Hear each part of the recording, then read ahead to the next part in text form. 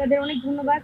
আমার প্রথমেই যে আমরা যে বিষয়টা নিয়ে কথা বলতে আসছি, যেটা আসলে মূল আমাদের হাদি ভাইয়ের যে বিষয়টা, সেটা হচ্ছে এখন একদমই হাদি ভাই সব জায়গা থেকে হারাই গেছে।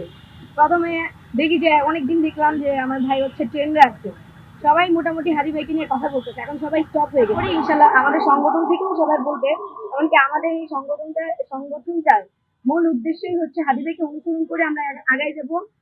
ভারতীয় কোনো আধিপত্য বিস্তার আমরা করতে দিব না, এবং বিপ্লবীদের পাশে থাকবো সবসময়। আমার ভাই ভোটার বিজয়ের জন্য অতি শীঘ্রই হয়ে যায়। আপনারা আমাদেরকে বলছিলেন আমরা নির্বাচন বানচালের জন্য এরকম করতেছি, আমরা প্রমাণ করে দিচ্ছি আমরাও নির্বাচন চাই। নির্বাচন বানচালের কোনো উদ্দেশ্য আমাদের নাই।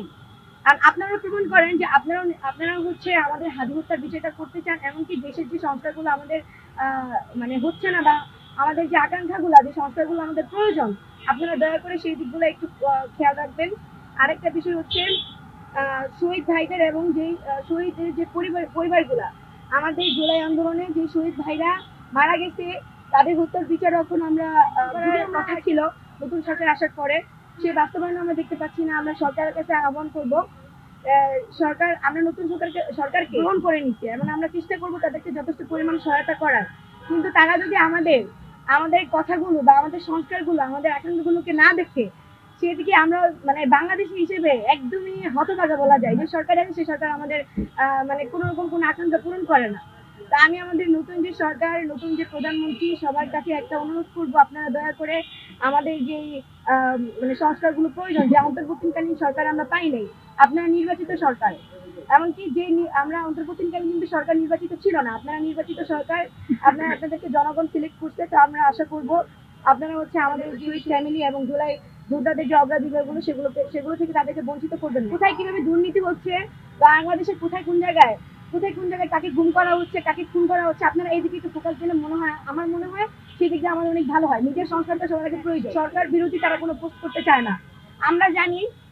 বিশেষ করে কিছু নিউজ চ্যানেলের উদ্দেশ্যে বলতে চাই না, সরকার যদি কোনো রকম কোনো দুর্নীতি করে বা সরকার যে কোনো উন্নতি করে, আপনারা উন্নতির দিকগুলো দেখবেন এবং দুর্নীতির দিকগুলো দেখবেন। শুধুমাত্র উন্নতির দিকগুলো পোস্ট করবেন এবং দুর্নীতির দিকগুলো ঢেকে যাবেন, এই বিষয়গুলো হচ্ছে আপনারা খুবই আমাদেরকে আশাহত করেন। আপনারা যখন আমরা যেটা বলি সেটা যখন আপনারা সেইভাবে উপস্থাপন করেন, জনগণ আমাদেরকে বোঝে যে আমরা কি বলতে চাই, যেখানে যা হচ্ছে সেটাই তুলে ধরবেন। এমনকি আপনাদের ক্যাপশনগুলো অত্যন্ত মানে ইতিবাচক হয়ে যায়, যেটা হচ্ছে আপনারা প্রকাশ করেন একটা, ক্যাপশন দেন অন্যরকম।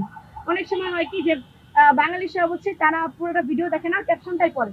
তা আপনারা ক্যাপশনটা ওরকম ভাবে দিবেন যেন মানুষ মানে আমাদের কথাগুলা বা কোথায় কি হচ্ছে বাংলাদেশে, সেগুলো যেন দেখতে চায় এবং শুনতে চায়। এমন কোনো ক্যাপশন দিবেন না যেন বাংলাদেশের মানুষ ক্যাপশন থেকে বুঝে যায় যে এটা কিরকম ভিডিও করে, কোথায় দুর্নীতি হচ্ছে, কোথায় খুন হচ্ছে, কোথায় কার উপরে হামলা হচ্ছে, কোথায় কার বাড়িতে আগুন লাগাইতেছে এবং কে করতেছে, তাকে আমাদের নবনির্বাচিত সরকার করতেছে নাকি ফ্যাসিস্ট সরকার করতেছে, সেদিকে আপনারা দয়া করে একটু খেয়াল রাখবেন। আপনাদের কাছে একান্ত অনুরোধ। আরেকটা হচ্ছে পুলিশ সংস্কার, আমাদের নবনির্বাচিত সরকারের উদ্দেশ্যে আরেকটা অনুরোধ, তারা যেন পুলিশ সংস্কারের বিষয়টা খুব ভালোভাবে খেয়াল করেন। আমাদের যে নবনির্বাচিত সরকার, তার বিষয়ে তাদের আহ্বান করে একটা কথা বলবো যে আপনারা দয়া করে খাদ্যদ্রব্যের যে অগ্রগতির যে বিষয়টা, আপনারা দয়া করে সেদিকে একটু ফোকাস দিবেন।